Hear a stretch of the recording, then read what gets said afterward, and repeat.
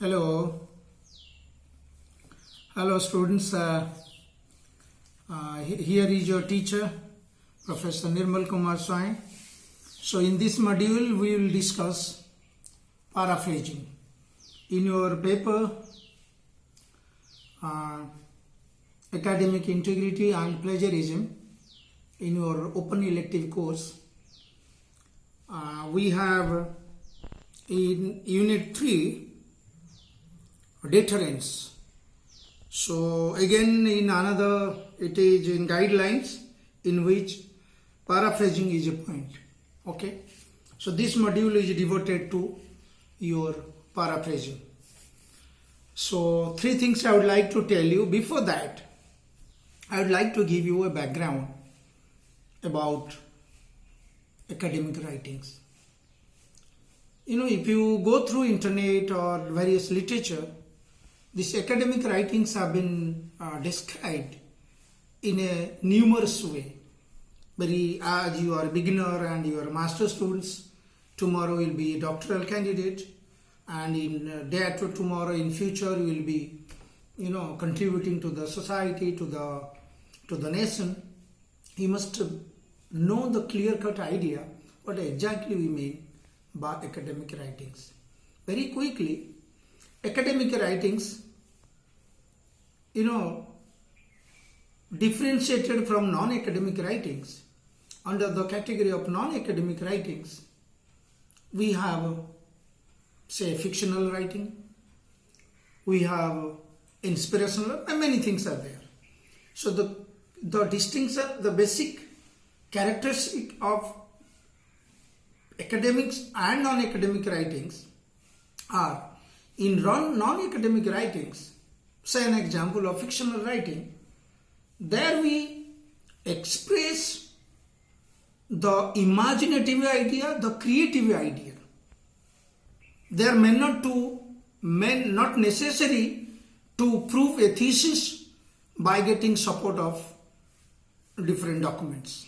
But in academic writings, you are probably, unless it is a case of Einstein's theory of relativity or Newton's law of gravitation, or else you are speaking of a thing, a topic, or an area, a subject which you are not speaking of for the first time.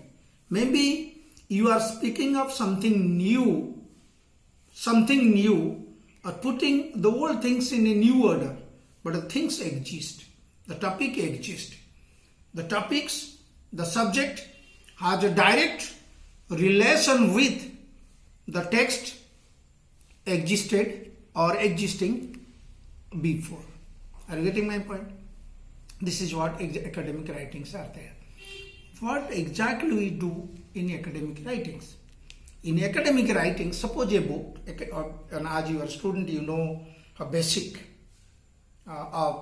for academic writings are the books of different categories.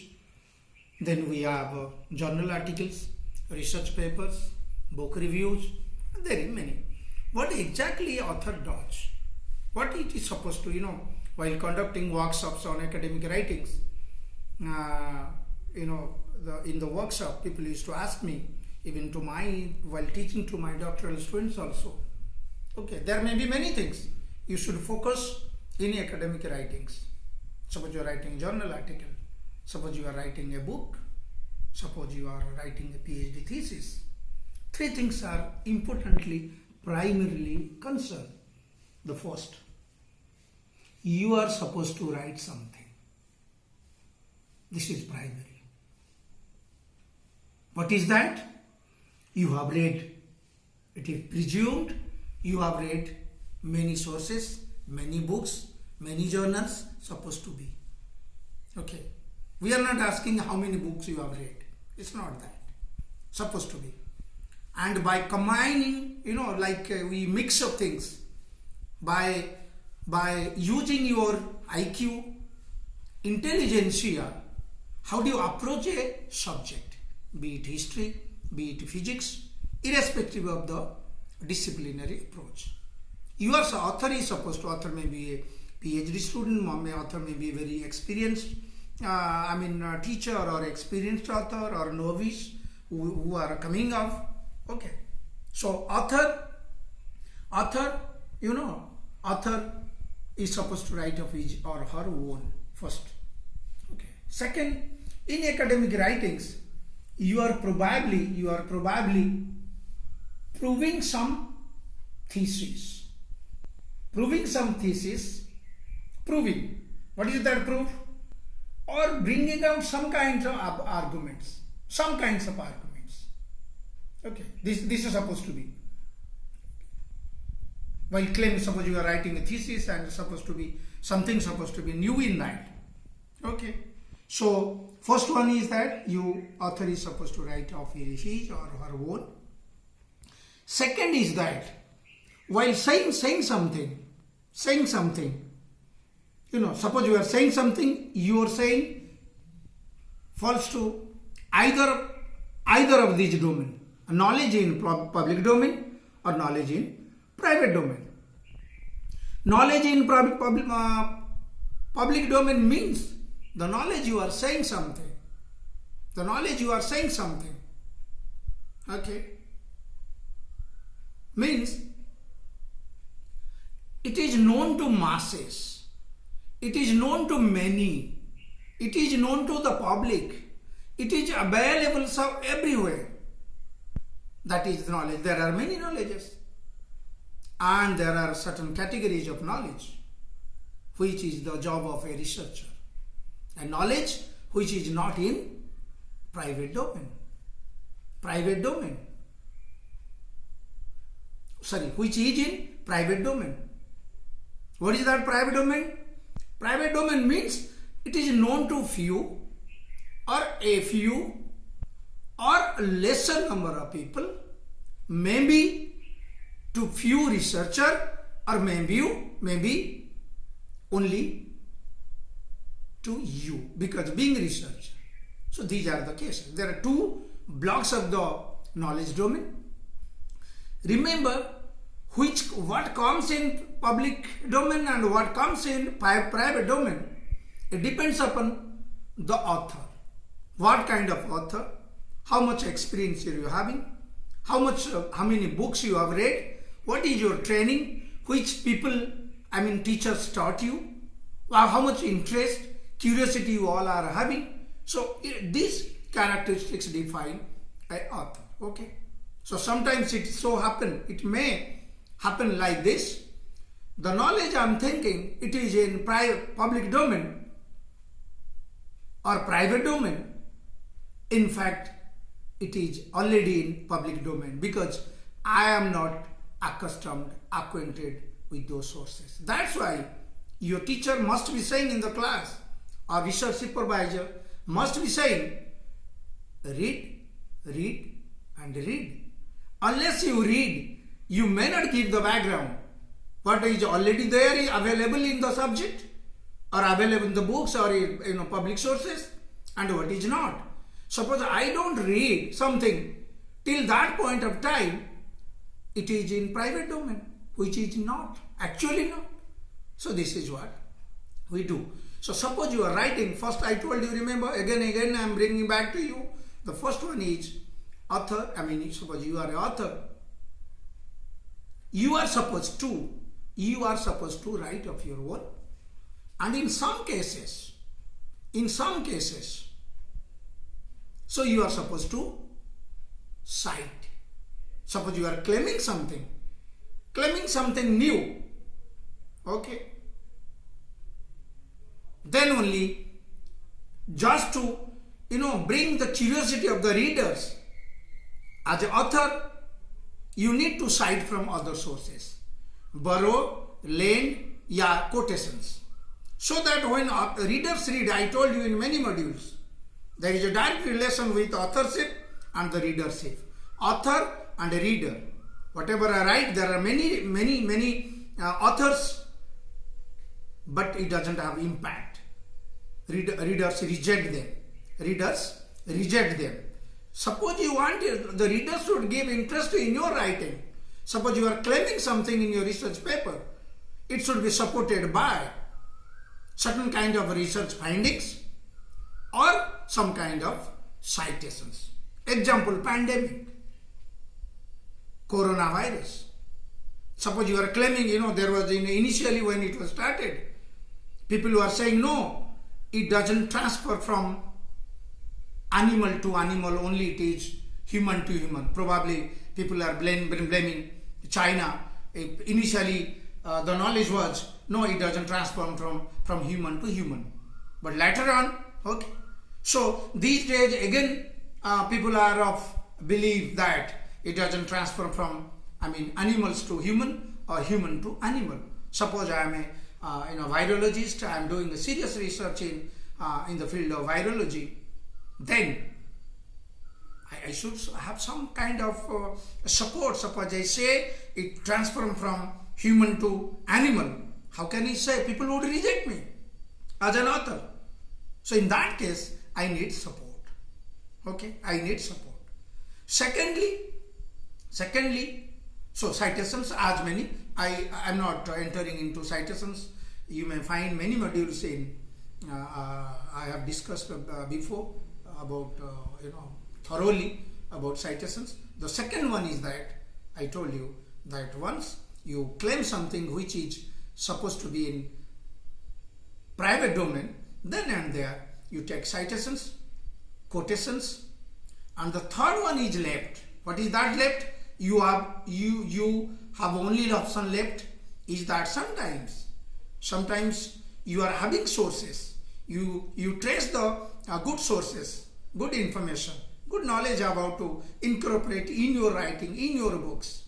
In that case, you don't want to cite because the author is the sole manager. Whether you want to cite or not. In that case, you may paraphrase. What is paraphrasing? Paraphrasing in simplest definition, paraphrasing is, when I reproduce some others' views in my own language. Repeat. When I reproduce others' views. What are the other views? Views from other sources. Maybe from other books, from someone's research articles. And in that case, so I am paraphrasing. Paraphrasing is a kind of a skill also. There is a myth. What is that myth? Paraphrasing is not good, is not ethical. It's not that. It's a good skill. Good paraphrase, and sometimes people call it a bad paraphrase. Okay.